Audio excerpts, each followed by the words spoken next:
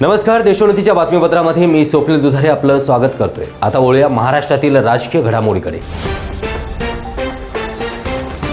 ठाकरे गटाकडून संजय दिना पाटील यांचा ईशान्य मुंबई लोकसभा मतदारसंघासाठी उमेदवार म्हणून घोषणा करण्यात आली आहे। ईशान्य मुंबईतील महाविकास आघाडीच्या तिन्ही पक्षातील पदाधिकारी आणि कार्यकर्त्यांना शरद पवार गटाच्या मुंबई अध्यक्ष राखी जाधव यांनी संजय दिना पाटील यांना निवडून आणण्याचं आवाहन केलं आहे। त्यामुळे आता शरद पवार गटात देखील दोन गट निर्माण झाले आहेत, अशा चर्चांना आता उधाण आहे।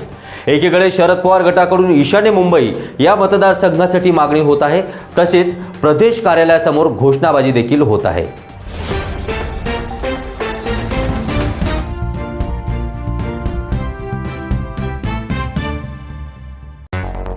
मुंबई, पुणे, नागपूर, मराठवाडा असो का विदर्भ, राजकीय, सामाजिक, शैक्षणिक क्षेत्र असो का क्रीडा, सर्वच घडामोडीचे विश्लेषण पाहायला विसरू नका।